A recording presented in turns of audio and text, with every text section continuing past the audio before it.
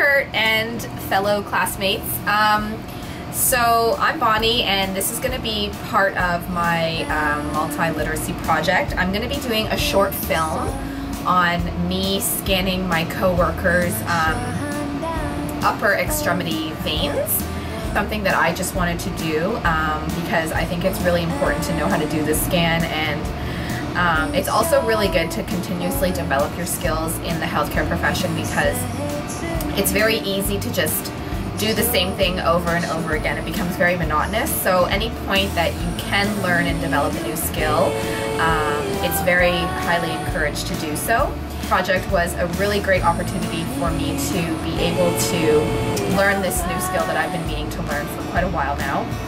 So my patient is going to be my coworker, Anne, and I'm just going to be scanning her arm, basically from the mid-neck to about the axilla region. For the purposes of this project, I'm just going to be doing this section. So this is the ultrasound machine that that I use on a daily basis, and it's yeah, this is it. This is like the keyboard function. Here's the regular keyboard. This is the screen, and yeah. So basically, like the anatomy for this, I don't think you really need to know it, but I'll be starting in the internal jugular vein, and I'll show it to you when I'm scanning, and then that becomes the subclavian vein, and then into the axilla vein. And I'll basically just be showing how to assess it in 2D, basically where there's no color or Doppler. It's just like me assessing it with the ultrasound, and then I'll be putting color on to show like the blood flow direction, and then I'll be doing what's called a spectral tracing just to actually be able to assess the characteristics of that blood flow. So yeah, let's get started. What we're going to start off with is the internal jugular vein assessment. So here we are, transverse or cross-sectional on the vein, and this right here is the internal jugular vein. So all I'm going to do is just press it to make sure that it's compressing. Again, we're looking at this big black hole right here. And then we're going to turn longitudinal on it, or sagittal, and just make sure that it's free of any blood clots. We just scan all the way down, and then here it connects with the subclavian vein. So after we do our transverse scan of that, we turn on it, and then we put Doppler on it. And this is just showing me that the blood is indeed filling the entire vessel. So if there was a clot, it obviously wouldn't be filling in like that. And then what we want to do is take a tracing of this blood flow.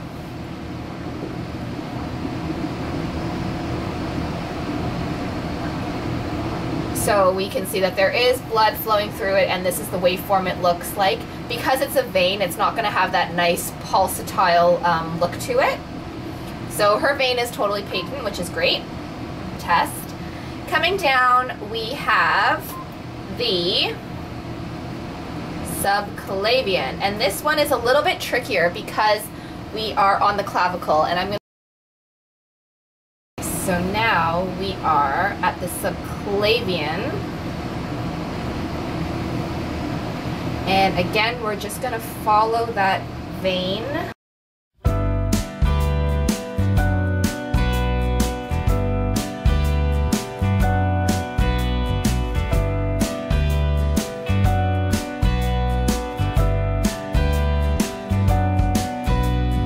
Wise men say don't spit into that, but you're the only lover that I've ever had, and there's no way that I'm living like this, a broken down woman with a hand at her wrist. If you really want me, can't just say that, can't just say that. So now I'm going to come underneath, angle up, and here we go again.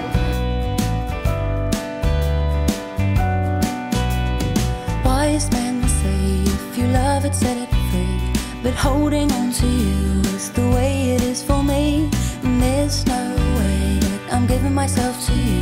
When you wrap your arms around me, but you don't feel it too. If you really, really, really want me, really want me, really, really want me, you can't just say that, you can't just say that, just to please me, just to please me. I've spent so much time worrying what's on my mind. See, it's quite pulsatile, and some of you might be thinking, well, the vein was like just as pulsatile, like you have like that same rhythm, and it's because it's located like right next to it, so it's gonna have some of that like reverberation coming from the artery. Surely you have a heart that's conflicted like mine. It's a bitter lesson learned in this foolish heart of mine. If you really, really, really, and we can see that there is blood flow going through. And what I did just there is called an augment. So basically I pressed on a point in her arm that is distal to where my camera is, so that the blood shoots up the arm and causes this waveform, proving to me that there is no blood clot.